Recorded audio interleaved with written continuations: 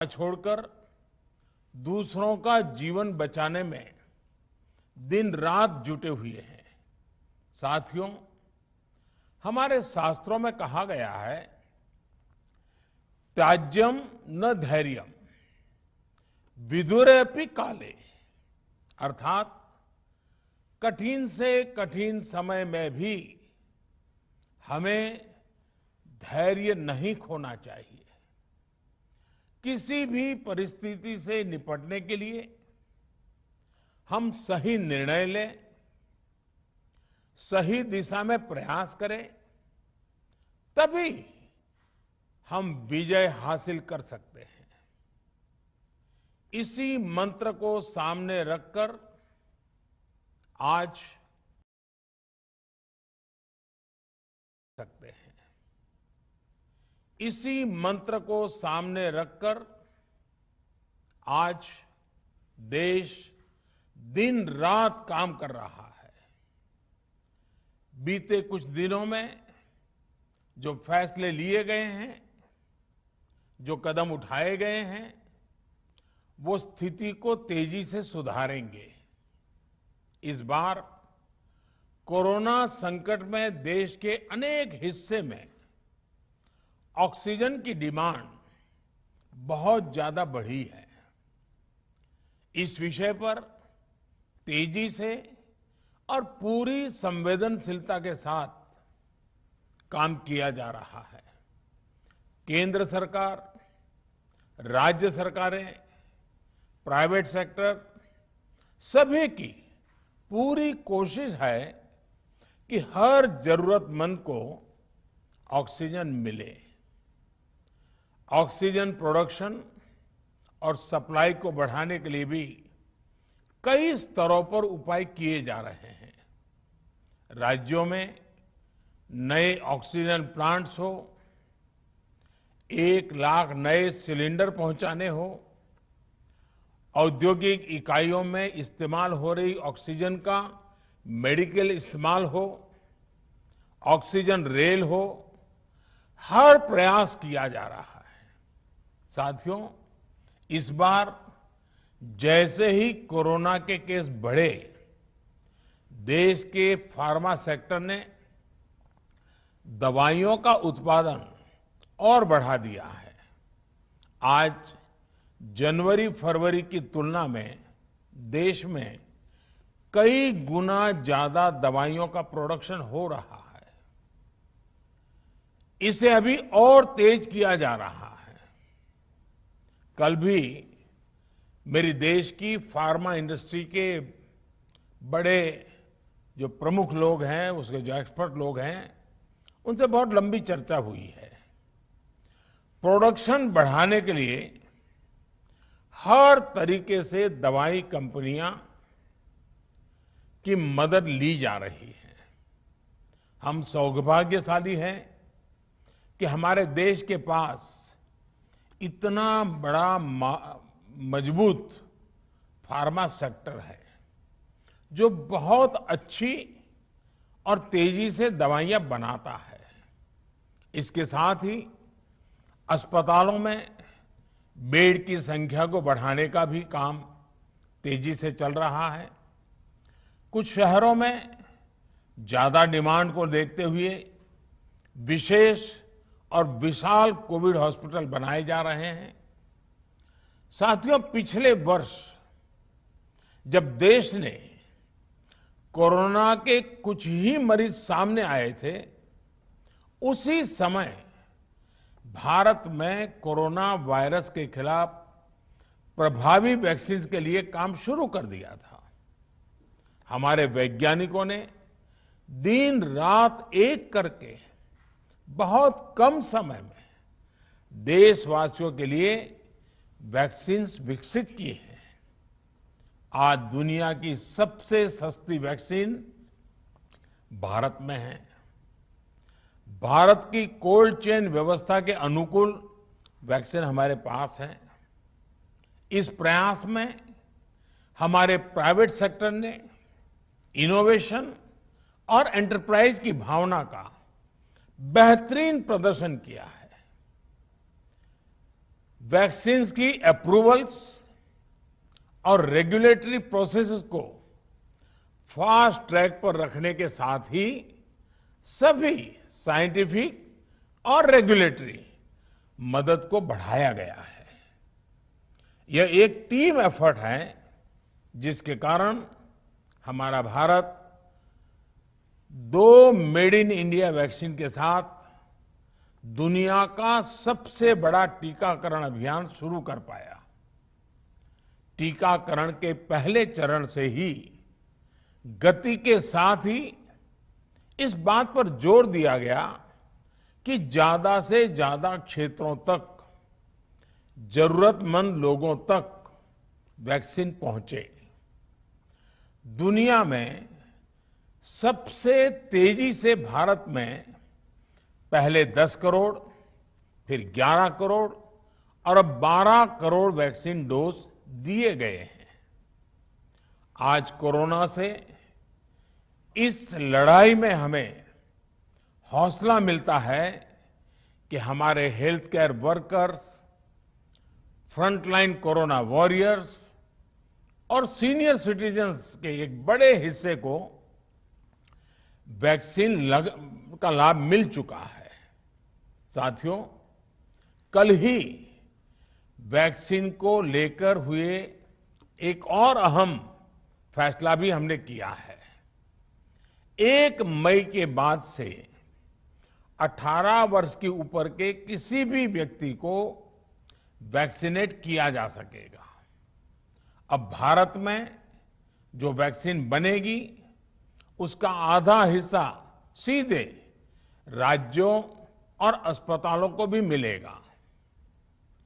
इस बीच गरीबों, बुजुर्गों, निम्न मध्यम वर्ग के लोग, 45 वर्ष की आयु के ऊपर के व्यक्तियों के लिए केंद्र सरकार का जो वैक्सीन कार्यक्रम चल रहा है वो भी उतनी ही तेजी से जारी रहेगा। पहले की तरह ही सरकारी अस्पतालों में मुफ्त वैक्सीन मिलती रहेगी, जिसका फायदा, जैसा मैंने कहा, हमारे गरीब परिवार हो, हमारे मध्यम वर्ग, निम्न मध्यम वर्ग के परिवार हो, वो उनका लाभ उठा सकेंगे। साथियों, हम सभी का प्रयास जीवन बचाने के लिए है और जीवन बचाने के लिए तो है ही, प्रयास से भी ये है कि आर्थिक गतिविधियां और आजीविका कम से कम प्रभावित हो। प्रयास का तरीका यही रखा जाए। वैक्सीनेशन को 18 वर्ष की आयु के ऊपर के लोगों के लिए ओपन करने से शहरों में जो हमारे वर्कफोर्स है उसे तेजी से वैक्सीन उपलब्ध होगी। राज्यों और केंद्र सरकार के प्रयासों से श्रमिकों को भी तेजी से वैक्सीन मिलने लगेगी। मेरा राज्य प्रशासन से आग्रह है कि वो श्रमिकों का भरोसा जगाए रखे। उनसे आग्रह करें कि वो जहां है वहीं रहे। राज्यों द्वारा दिया गया ये भरोसा उनकी बहुत मदद करेगा कि वो जिस शहर में हैं वहीं पर अगले कुछ दिनों में वैक्सीन भी लगेगी और उनका काम भी बंद नहीं होगा। साथियों, पिछली बार जो परिस्थितियां थी वो अभी से काफी भिन्न थी। तब हमारे पास इस वैश्विक महामारी से लड़ने के लिए कोरोना स्पेसिफिक मेडिकल इंफ्रास्ट्रक्चर नहीं था। आप याद करिए देश की क्या स्थिति थी।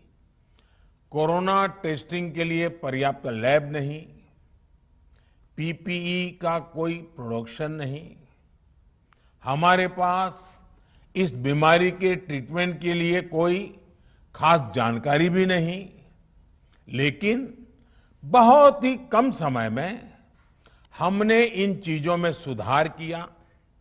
आज हमारे डॉक्टरों ने कोरोना के इलाज की बहुत ही अच्छी एक्सपर्टीज हासिल कर ली है।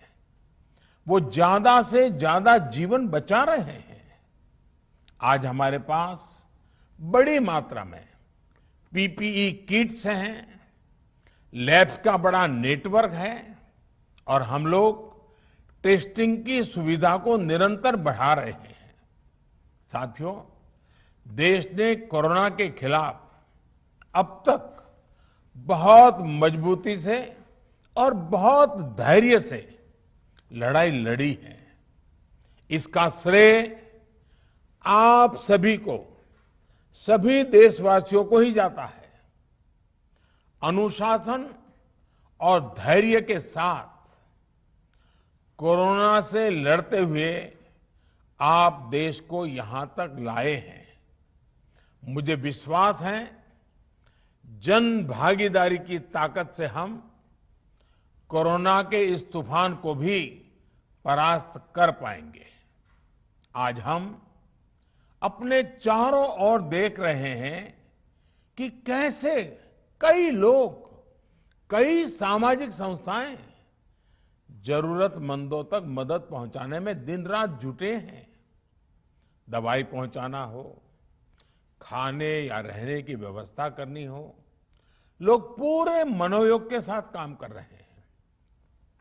मैं इन सभी के सेवा भाव को आदरपूर्वक नमन करता हूं और देशवासियों से अपील करता हूं कि अधिक से अधिक मात्रा में इस संकट की घड़ी में देशवासी आगे आएं और जरूरतमंदों तक मदद पहुंचाएं। समाज के पुरुषार्थ और सेवा के संकल्प से ही हम ये लड़ाई जीत पाएंगे। मेरा युवा साथियों से अनुरोध है कि वो अपनी सोसाइटी में, मोहल्ले में, अपार्टमेंट्स में छोटी छोटी कमेटियां बनाकर कोविड अनुशासन पालन करवाने में मदद करें। हम ऐसा करेंगे तो सरकारों को न कभी कंटेनमेंट जोन लगाने की जरूरत पड़ेगी, न कर्फ्यू लगाने की जरूरत पड़ेगी और लॉकडाउन का तो सवाल ही नहीं उठता है, आवश्यकता ही नहीं पड़ेगी। स्वच्छता अभियान के समय देश में जागरूकता फैलाने के लिए मेरे बाल मित्रों ने बहुत मदद की थी। छोटे छोटे बालक, 5वीं, 7वीं, 8वीं, 10वीं में पढ़ने वाले, उन्होंने घर के लोगों को समझाया था, मनाया था। उन्होंने बड़ों को भी स्वच्छता का संदेश दिया था। आज मैं फिर अपने बाल मित्रों से एक बात विशेष तौर पर कहना चाहता हूं। मेरे बाल मित्र, घर में ऐसा माहौल बनाइए कि बिना काम, बिना कारण घर के लोग घर से बाहर न निकले। आपकी जीत बहुत बड़ा परिणाम ला सकती है। प्रचार माध्यमों से भी मेरी प्रार्थना है कि ऐसे संकट की घड़ी में वो लोगों को सतर्क और जागरूक करने के लिए जो प्रयास कर रहे हैं उसे और बढ़ाएं। इसके साथ ही इसके लिए भी काम करें कि डर का माहौल कम हो सके, लोग अफवाह और भ्रम में न आए। साथियों, आज की स्थिति में हमें देश को लॉकडाउन से बचाना है। मैं राज्यों से भी अनुरोध करूंगा कि वो लॉकडाउन को अंतिम विकल्प के रूप में ही इस्तेमाल करें। लॉकडाउन से बचने की भरपूर कोशिश करनी है और माइक्रो कंटेनमेंट जोन पर ही ध्यान केंद्रित करना है। हम अपनी अर्थव्यवस्था की सेहत भी सुधारेंगे और देशवासियों की सेहत का भी ध्यान रखेंगे। साथियों, आज नवरात्रि का आखिरी दिन है। कल रामनवमी है और मर्यादा पुरुषोत्तम श्री राम का हम सभी को यही संदेश है कि हम मर्यादाओं का पालन करें। कोरोना के इस संकट काल में कोरोना के बचने के जो भी उपाय है, कृपया करके उनका पालन 100% करिए। दवाई भी, कड़ाई भी, इस मंत्र को कभी भी भूलना नहीं है। ये मंत्र जरूरी है, वैक्सीन के बाद भी जरूरी है। रमजान के पवित्र महीने का भी आज 7वां दिन है। रमजान हमें धैर्य, आत्मसंयम और अनुशासन की सीख देता है। कोरोना के खिलाफ जंग जीतने के लिए अनुशासन भी, उसकी भी उतनी ही जरूरत है। जब जरूरी हो तभी बाहर निकले। कोविड अनुशासन का पूरा पालन करें। मेरा आप सभी से यही आग्रह है।